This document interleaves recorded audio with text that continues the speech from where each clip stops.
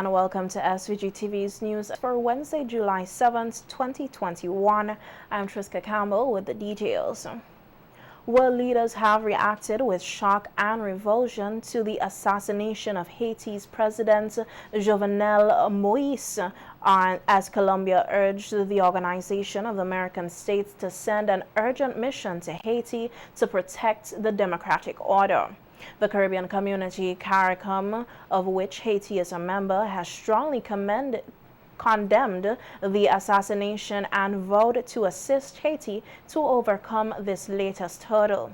Prime Minister Dr. Ralph Gonsalves said he is saddened at the assassination of the Haitian president and said ultimately the unnatural death is unacceptable. It's a very sad thing that in a CARICOM country, that a head of government, tragic in fact, unacceptable for a president of a CARICOM country, or any country for that matter, can be assassinated.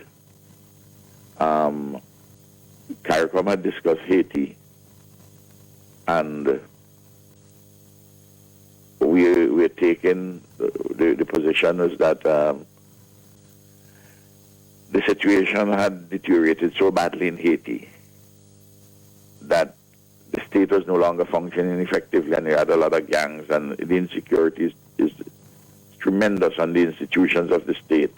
It's tremendous on the institutions of the state were not managing the country and what a state should do. It wasn't happening. And we were finding that very unacceptable. Prime Minister Gonsalves noted that the now deceased Haitian president was expected to be a part of the CARICOM meeting, which concluded yesterday. And President Moise was supposed to come on Monday at the meeting on Zoom also yesterday, but he was involved in a whole set of negotiations in relation to the forming of a new government and the like. And I'm really saddened about his death and the circumstances which he met his death. And on behalf of the government and people of St. Vincent and the Grenadines, we extend our sincerest condolences to his immediate family, his friends, and the Haitian people. It is entirely unacceptable that you have acts of violence perpetrated against anyone, but very much so leaders. Prime Minister Gonsalves said the political situation in Haiti had become toxic and democracy has deteriorated. Ways of living. And in the case of Haiti, it doesn't have a history of liberal democracy as we have it. And being part of CARICOM, we have been trying to make steps to help. At the end of the day, it's the Haitian people, because Haiti has been subjected to so many abuses, and it has to pay the price. Well, it has paid the price for being the first black nation, country involved in the majority of the people being black. Meanwhile, a news release from the Office of the Prime Minister said that member states of the Caribbean Community CARICOM, in a show of solidarity for the people of Haiti, will fly their national flag and the CARICOM standard at half-mast for 3 days from today, Wednesday, July 7th, and on the day of the funeral. Almost 2 months after the eruptions of the La Soufrière volcano ravaged communities in the red zone in the northern part of the island, Hurricane Elsa came a few days ago and caused further damage to homes and other infrastructures in the area. It is estimated that close to 200 homes sustained damage. Our news team visited some of the affected communities on Tuesday, reaching as far as Oya, which is the second to last community on the windward side of the island. Larissa Pugsley-Kidd tells us more in this report. Just when persons began to trickle back into the communities in the far north of mainland St. Vincent to recommence living, Hurricane Elsa came in and made her presence felt by ripping off some of the house roofs that were already cleaned from the volcanic ashes. Some of the badly affected communities were Sandy Bay, Point Oya, and Fancy. All inside my bedroom and I'm wet down. Some of my clothes are wet and the people are clothes. This is my house up there. Just big, girl, but nice flying half. I can't understand. I'm sorry I've been up here. But when this take place, I leave, I run up this house and go by me uncle house down there. But when uptown you come back, we see everything, you know. But you know, stop long, just 5 minutes. 5 minutes blow now, and all this thing happen one time. Roof blow off and spin down and hang up and pole all thing. But real bad, you know. I mean, I've experienced nothing like this for a good while. House roof blow off, which I know my son could have blown off 2 years, but I stay home, I pray for it not blow. So. Grafton Seas of Oyo, who never left the community since the eruption of Lastafree volcano, said the experience of the passage of Hurricane Elsa was dangerous but not horrifying as the volcano. He said he was tending to his animals when Elsa struck. Tying out some sheep. So when I did it, little breeze start to blow. So we really wrong now. Afterward, the heavy wind start to come and the house roof start to blow off. So I'm in a corner, just only watching, experience, see what's going on with people, animal fall flying there, dog running there, cats running there, just for shelter. Most trees, I was standing here, trees breaking there, right, left. I had to run for Sarah, Sandra, and get them cover in a building to make sure that they occupy.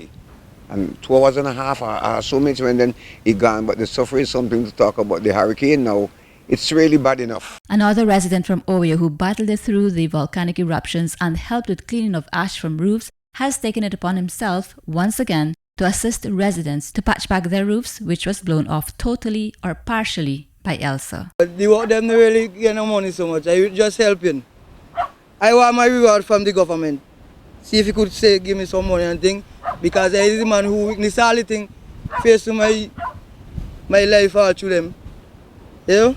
In its preliminary assessment, the government said close to 200 houses were affected by Hurricane Elsa. NEMO's latest report states that 9 persons remain in hurricane shelters. In the meantime, cleaning has intensified by Braxa and private companies have also come on board. Communities north of Rebecca remain off-limit, and traveling to these communities could be deemed dangerous with hanging trees and poles, most of which have already been cleared. For SVGTV News, Larissa Poxley-Kidd. Banana farmers in the red zone also took a major hit from Hurricane Elsa. Our news team spoke with some of the affected farmers on their losses. Here's more in this report. Friday morning about 10 o'clock, I was sitting right on my porch there. When I look, that we coming. You cannot see down there, you know. Wind strong, very, very strong. And it show all the plant in the ground, everyone. Farmer Vorden Roberts of Sandy Bay said this is the second time in the year his banana farm has been affected, first by the eruption of Lastafree volcano and now by Hurricane Elsa. He estimated his loss to be over 2,000 EC dollars. George Young of Langley Park said he was also now making progress with his plantain farm when he was dealt a second blow of destruction. Come like me still weak for winning land. You understand? But I try my best try to come back because we get piece of land over to and then we get some planting. And now I'm planting hurricane knock down everything. Everything gone through. Another farmer from Langley Park, Philip Byron, says he does not have a banana farm but is still reeling from the impact of the volcanic eruption. We found him cleaning edges with his partner Velda Jack in their farm at Rabaca along Lastafree Mountain Trail. You know, do not know much so that like me na handle like say, you know, they want to plant in right below there, me na have much so that he ash been thing there. Destroy because it suffered already destroyed yet. So hurricane can't destroy it. Since the suffer come, like it bring lots of worm. So they eating down the potato vine, yam vine, pepper vine, bush and all and thing there. So right now we having destroyed from worm. So we just keep holding on still and try what we could do. The two farmers said they were the unfortunate ones who did not receive the government's $500 financial support. When me go there, then say my name and the list. Farmer's ID, but I don't take out the ID good bit. When we at the shelter at North Union Secondary School, we go at the New Grounds Agriculture place and put on we name forget the farmer's ID. So actually then for that the farmers I didn't ready have yet, so we know how it going. The farmers we spoke with say despite their losses, they are grateful for life and will attempt to replant. So it could take like another 3 years. Yeah. Before we get back like how it be. Dig hole again, plant back over, planting, come back over. I can't make it up, become like me and that land me live by. And that's how we do pay like bills and things. I see they bring out a bill there too. Light bill again, I don't know how I can afford to pay that. This is how we do my livelihood. For SVGTV News, Larissa Pugsley-Kidd. 3 months after the explosive volcanic eruption of La Soufrière, the SVG Red Cross Society, SVG-RCS, continues to impact the lives of hundreds of Vincentians through relief aid and other humanitarian efforts. The organization has been working alongside the National Emergency Management Organization, NEMO, since the April 9th eruption. In a news release issued today, it noted that over 1,500 affected families have been able to receive assistance, including water, food parcels, essential household items, hygiene and cleaning kits, cleaning tools, financial aid, as well as other emergency relief items. President of the National Red Cross Society, Bernard Morgan, said in times of crisis, strengthening community resilience is important. He further stated that as evacuees are slowly returning home, many volunteers will be immersing themselves in the communities to continue assisting persons. He said the organization continues to educate, inform, and assist persons concerning the health effects of the ashfall and how to cope after natural hazards, noting that this is an apt approach in light of the current hurricane season. He said the SVG Red Cross's team will be working diligently throughout the country to raise the awareness on hurricane preparedness and other hazards such as floods and landslides. The organization expressed gratitude for the support which it has received from the International Federation of Red Cross, the partner national society, countless Vincentian teams, and individuals abroad. In other news, Prime Minister Dr. Afghan Saz on radio this morning announced that persons in the region, including here in SVG, who take the Russian-made Sputnik COVID-19 vaccine will be recognized as fully vaccinated when entering any CARICOM country. The Prime Minister said the decision to do so was taken on Monday, July 5th, 2021, at a meeting of CARICOM heads of government.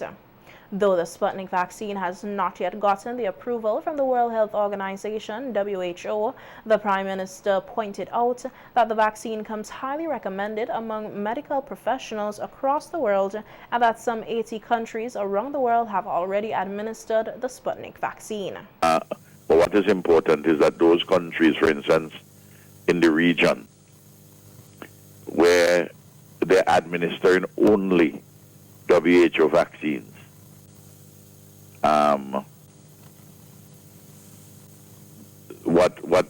what is important, and we got the agreement, the consensus yesterday at CARICOM, that if a vaccine is administered in a particular country, even if it's not WHO approved, other countries would accept, would recognize the vaccine for the purpose of migration. So that if you take the Sputnik. The Prime Minister cited the fact that of 64 Vincentian students studying in Cuba, almost all of them have already taken the Cuban-made Abdala vaccine. So the Cuban vaccine, the Abdala, is not yet WHO approved, but it's being administered in Cuba. Because they have done their trials, just like the people in Russia did their trials. Remember, Boris Johnson had 15 million AstraZeneca. They distributed. I mean, the 15 million vaccinations were done before in Britain before WHO approved it. Remember, they were delayed. They remember some questions with AstraZeneca and so on. It took a little while. so that you have to be satisfied, your medical authorities have to be satisfied, which is okay for your people to get. But take at the Abdallah, which is an effective vaccine. And no new COVID-19 positive cases were reported from 107 samples processed on Tuesday, July 6th. No new recoveries were also noted over the reporting period. 92 cases are currently active and 12 persons with COVID-19 have died. 2,240 cases of COVID-19 and 2,136 recoveries have been recorded in St. Vincent and the Grenadines since March 2020. The health authorities say persons who persist in incorrect or no mask use, remain unvaccinated, and participate in mass gatherings will continue to be at risk for infection and spreading COVID-19. The authorities say to reduce the spread of COVID-19 in St. Vincent and the Grenadines, compliance with the protocols, including the effective use of masks, physically distancing, and evidence based on recommendations to be vaccinated with the available vaccines is strongly recommended. If the government gets its way, the categories of persons to whom deeds of gift could be passed on to without attracting stamp duties will be widened. Speaking on NBC Radio's Eyeing Laissez-Faire program this morning, Prime Minister Dr. Alf Gonsalves said the new law to govern this process will be introduced to Parliament tomorrow, Thursday, July 8, 2021. If this is passed in the House, it will widen the net to include a transfer of property between siblings right down to grandparents and grandchildren. It used to be before, because it had been changed. It used to involve children. But the brothers and sisters, but there were a lot of revenue leakages because the system was not, the law was written in a way which did not, the check which it provided was not effective to make sure that there wouldn't have been people manufacturing brothers and sisters now. But now we have a more effective system in place, so we're extending it. We're extending the categories, so there'll be greater relief. So if you want to give your grandson a piece of property you have now, a piece of land or your house and so on, you'd be able to do it without any stamp duty or any transfer tax. Over 20,000 students and teachers across SVG have received a tablet from the government to help with online classes. This is according to Minister of Education Curtis King, who was responding to a question in Parliament yesterday from opposition Member of Parliament for the Southern Grenadines, Terence Oliver. 2,116 tablets to the students of the community college, 9,744 tablets to the secondary school students, 9,541 tablets to primary school students, 849 tablets to secondary school teachers, and 993 tablets to primary school teachers. And let me repeat, the goal of the government is to ensure that every student has a device to access online classes and other educational resources. Minister King said that the students of kindergarten and some students of grade 1 have not yet received a tablet. However, they have already been procured. These tablets have already been procured, and this is through an OECS Global Partnership in Education funded project, but the shipment was delayed, unfortunately. We are now expecting the tablets to arrive in the state before the end of July 2021. And of course, once these tablets arrive, we will distribute them to the remaining students. That is to say, those from grade 1 and the grade Ks who have not yet received theirs.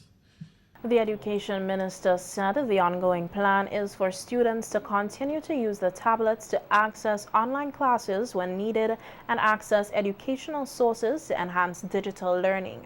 The provision of tablets to students and teachers forms part of the government's initiative to integrate ICT into the curriculum to support digital learning. Further, we are also exploring the option of purchasing e-textbooks to place on the tablets to reduce the number of physical textbooks that students have to take to school in their backpacks. The use of the devices, together with the more traditional forms of learning, open up a range of opportunities to enhance students' technical and academic skills, which we will further exploit. The World Pediatric Project, WPP, continues to pledge its commitment to the children and families in SVG. In a news release, the organization says, with the knowledge that we are currently still in the midst of the coronavirus pandemic and understanding that many families may not be in a financial position to purchase or access the needed health and hygiene supplies, it saw it necessary to step in as they consider the health, general well-being, and future of the nation's children of paramount importance. On Tuesday, July 6, 2021, the WPP handed over supplies to the Ministry of Education to assist students with the necessary protective items needed to be safe for their examination. The handing over took place at the Ministry of Education office, and Executive Director of the WPP, Lauren McIntosh, handed over supplies to Permanent Secretary Michael Burke and Chief Education Officer Elizabeth Walker. Approximately 1,900 students are expected to write the Caribbean Primary Exit Assessment CPEA examination at the end of this month, and the WPP said, though it was important to partner with the Ministry of Education and donate the items, which include 800 face shields, 1,200 face masks, and 120 16-ounce bottles of hand sanitizer for use by the students during the examinations. The organization said it continues to work remotely, assisting families and making a meaningful difference. The WPP anticipates that their surgical teams will return to St. Vincent and the Grenadines in September. The government has recently appointed Julia Gunn as Honorary Council in Istanbul, Turkey. Turkey represented Gunn with her exequatur on May 21st, 2021. Gunn was born in St. Vincent and the Grenadines and completed her primary and secondary education here. She then studied in the field of travel and tourism and foreign languages in Barbados and travel and tourism and business management in the United Kingdom. Gunn worked in the Ministry of Tourism's department in London, promoting SVG in the UK and Europe. As a news release from the Agency for Public Information said, on becoming Honorary Council for St. Vincent and the Grenadines in the Republic of Turkey, Gunn will continue the promotion of the economic interests of the country and facilitate opportunities to the development of business relations, trade, commerce, tourism, culture, and employment. Her posting also includes assisting nationals of St. Vincent and the Grenadines visiting or residing in the Republic of Turkey. The API said that she will enhance friendly and cordial relations existing between St. Vincent and the Grenadines and the Republic of Turkey. The Roads, Buildings and General Services Authority, BRAGSA, said it has completed renovation work on the Ashton Clinic in Union Island. The project is said to have seen the replacement of roofs, windows, doors, cupboards, and tiles. Plumbing and electrical work was also done on the building. Braxa said it also installed new gates at the clinic entrance. The project was carried out at a cost of $259,000 and was done over a 3-month period.